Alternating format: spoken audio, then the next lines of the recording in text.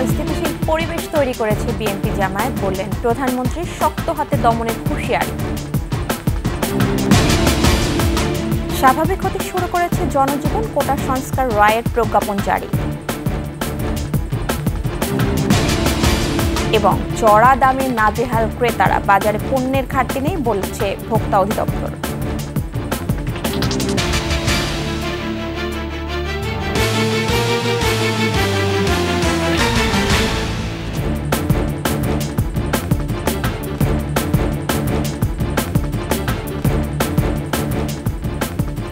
শুনছিলেন for securities নয় bank PLC সংবাদ শিরোনাম।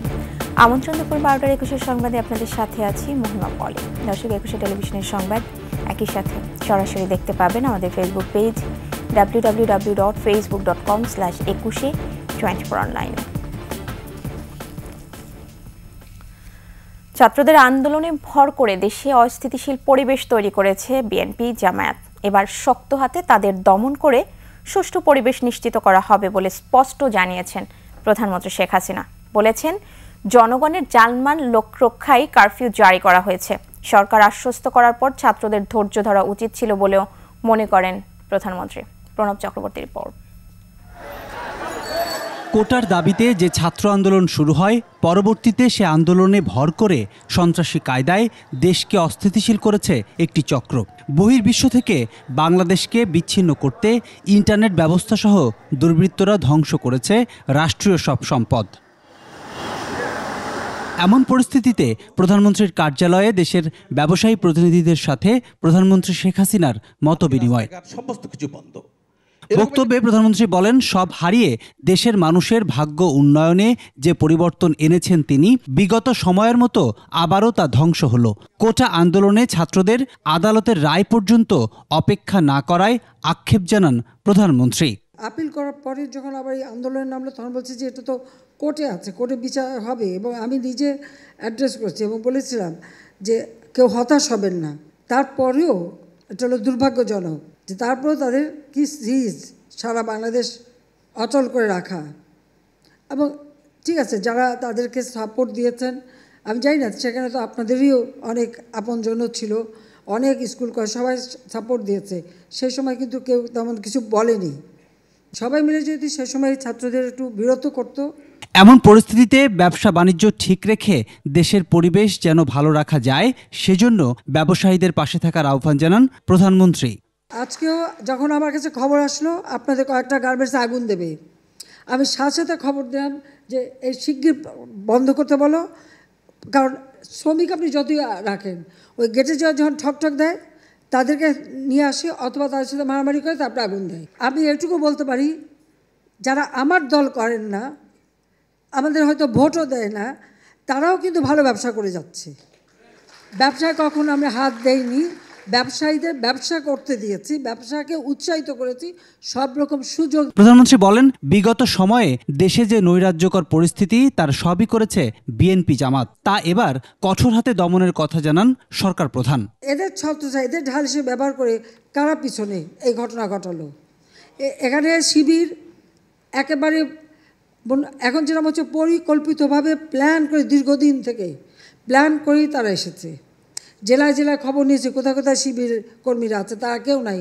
সব ঢাকা, কিন্তু ঢাকা শহরে না, ঢাকার আশেপাশে এখানে সেখানে তারা ঘাপটি মেরে আসে আর এই ঘটনাগুলি ঘটাচ্ছে।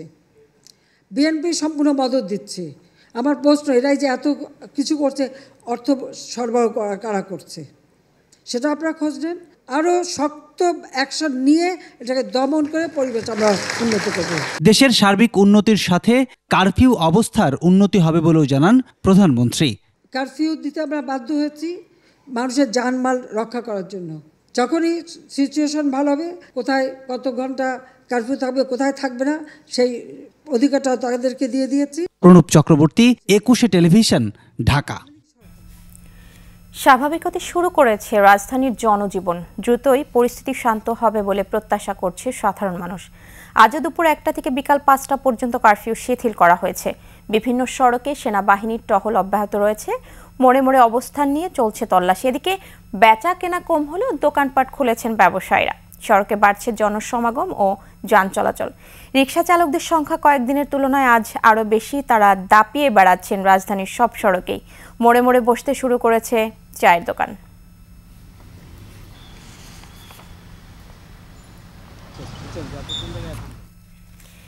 এদিকে আপিল বিভাগের রায়ের আলোকে সরকারি চাকরিতে কোটা সংস্কার করে প্রজ্ঞাপন জারি করা হয়েছে। আজ দুপুরে এ বিষয়ে সংবাদ সম্মেলন করবেন আইন, শিক্ষা ও জনপ্রশাসন মন্ত্রী। নবম থেকে 20তম গ্রেড পর্যন্ত সরাসরি পরীক্ষার মাধ্যমে নিয়োগের ক্ষেত্রে 93% মেধার ভিত্তিতে এবং 7% কোটার ভিত্তিতে কার্যকর হবে। এর মধ্যে কোটায় 5% মুক্তিযোদ্ধা ও বীরাঙ্গনার সন্তান, 1% ক্ষুদ্র নৃগোষ্ঠী এবং 1% প্রতিবন্ধী ও তৃতীয় লিঙ্গের জন্য বরাদ্দ রাখা হয়েছে। কোটা থেকে পূরণ না হলে মেধা তালিকা থেকে নিয়োগ দেওয়া যাবে। এর আগে কোটার প্রজ্ঞাপনে অনুমোদন দেন প্রধানমন্ত্রী শেখ হাসিনা।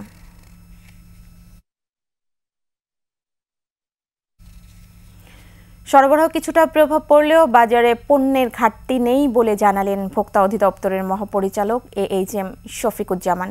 কারওয়ান বাজার পরিদর্শন শেষে তিনি বলেন, বর্তমান পরিস্থিতির সুযোগে কেউ যেন বাজারে অস্থিতিশীল করতে না পারে সে বিষয়ে সতর্ক থাকতে হবে। বিস্তারিত জানাচ্ছেন পার্থসারথী। গেল কয়েকদিনে রাজধানীতে ঢুকতে পারেনি কোনো পণ্যবাহী যানবাহন। এ অজুহাতে পণ্যের দামেও পড়েছে প্রভাব। সোমবার বাজার মনিটরিংয়ে নামে ভোক্তা অধিদপ্তর। তবে বাজার মনিটরিং শেষে ভোক্তা অধিদপ্তরের ডিজি জানান, এই পরিস্থিতিতে পণ্যের দাম অহেতুক যাতে না পারে সে লক্ষ্যেই তাদের এই অভিযান। তিনি জানান, বাজারে পণ্যের যথেষ্ট মজুত রয়েছে। পণ্য সরবরাহের কোনো ঘাটতি নেই। এখন কোনো মহল কি করছে যে এই সুযোগে পণ্য সরবরাহের কথা কম ঘাটতি বলে দামটা বাড়িয়ে দিচ্ছে। এখনও আমরা দেখলাম যে কারওয়ান বাজারে 145 থেকে 150 টাকায় ডিম ডজন বিক্রি হচ্ছে। ব্রয়লার মুরগি যেটা দেখলাম 180 থেকে 190 টাকায় বিক্রি হচ্ছে, যেটি কক মুরগি 280 থেকে 300 টাকায় বিক্রি হচ্ছে। আলু এখানে খুচরা পর্যায়ে 60 টাকায় বিক্রি হচ্ছে। কাঁচামরিচ আজকে এখানে 200 টাকা কেজি দরে খুচরায় বিক্রি হচ্ছে। কিন্তু এরপরে যাতে ক্রাইসিস না হয়, এটা যাতে সাপ্লাইটা আমাদের নির্বিঘ্ন করা যায়, এটাই এখন আমাদের মূল ফোকাস। এদিকে আড়তদাররাও বলছেন, পণ্য মজুতে ঘাটতি নেই, তবে ক্রেতার সংকটে বেচাকেনায় কিছুটা ভাটা পড়েছে। বাজারটা যতটুকু বাড়ছে কিন্তু এত বাড়ার কথা না, কিন্তু এই যে গ্যাঞ্জামটা চলতেছে, গ্যাঞ্জামটার কারণে আমাদের এই পরিস্থিতির একটু ভয়াবহ হয়ে গেছে। কাস্টমার হয়তো বেচাকেনা হইতো, তাহলে না হয়তো দাম আপ ডাউন করতে বোঝা যেত, কিন্তু তা না। কিন্তু এখানে যখন সামান্য যাই কিছু আছে, এও তো এখানে কাস্টমার নাই। এখন পর্যাপ্ত মরিচ আছে, দামও এখন কম, 180 থেকে 200 টাকা এলসি মরিচ। কারফুর কারণে কাস্টমার আসতে পারে না, তাই কার দরে বেচবো। অবস্থা স্বাভাবিক হলে বাজার দর নিয়ন্ত্রণে থাকবে বলেও জানান তারা। পার্থসারথী, 21 টেলিভিশন, ঢাকা। 65 দিনের মাছ ধরার নিষেধাজ্ঞা শেষ হচ্ছে আজ। মধ্যরাত থেকে সমুদ্র যাত্রায় প্রস্তুত জেলেরা। ইলিশ সহ সব ধরনের মাছ প্রচুর পরিমাণে পাওয়ার আশা তাদের। প্রতিনিধিদের সহায়তা ডেস্ক রিপোর্ট। মধ্যরাত থেকে সাগরে ছুটবে জেলেরা। শেষ হলো 65 দিনের নিষেধাজ্ঞাজনিত অপেক্ষা। জেলে পল্লী জুড়ে উৎসবের আমেজ। কেউ বা শেষ মুহূর্তে করছেন জাল মেরামত, কেউ বা গোছাচ্ছেন নৌকা। নিষেধাজ্ঞা চলার সময় সরকারি সহায়তা অনেকে পেলেও কারো কারো কাছে তা পৌঁছয়নি বলে অভিযোগও রয়েছে। তবে সব ছাপিয়ে এখন জেলেদের চোখে মুখে নৌকা ভর্তি মাছের স্বপ্ন। পটুয়াখালী, বরগুনা, কক্সবাজার, বাগেরহাট, সাতক্ষীরা সহ বিভিন্ন উপকূলীয় জেলার ঘাট থেকে গভীর সাগরে যাবেন জেলেরা। ঝাঁকে ঝাঁকে ধরা পড়বে মাছ। জেলেদের পাশাপাশি আড়তদাররাও বুনছেন আশা।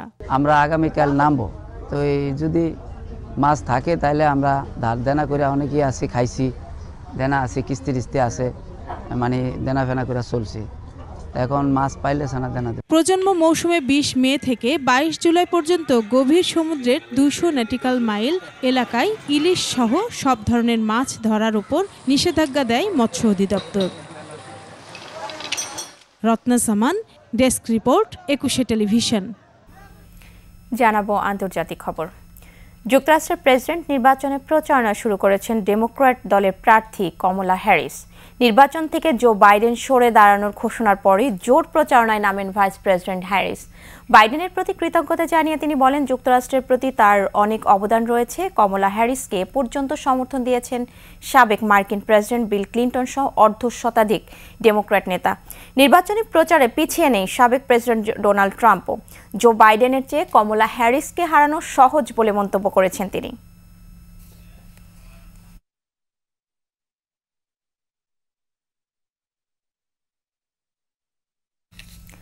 শেষ করছি দুপুর 12টার 21 সংবাদ। যাবার আগে ফার্স্ট সিকিউরিটি, ইসলামী ব্যাংক পিএলসি সংবাদ শিরোনামগুলো জানাবো আরও একবার। অস্থিতিশীল পরিবেশ তৈরি করেছে বিএনপি জামায়াত, বললেন প্রধানমন্ত্রী, শক্ত হাতে দমনের হুঁশিয়ারি। স্বাভাবিক হতে শুরু করেছে জনজীবন, কোটা সংস্কার রায়ের প্রজ্ঞাপন জারি। এবং চড়া দামে নাজেহাল ক্রেতারা, বাজারে পণ্যের ঘাটতি নেই বলছে ভোক্তা অধিদপ্তর।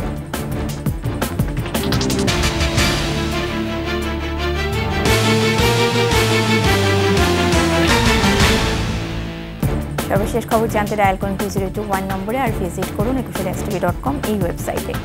এছাড়া ফেসবুকে ভিজিট করতে পারেন facebook.com/2124 অনলাইন। এতক্ষণ সাথে থাকার জন্য ধন্যবাদ।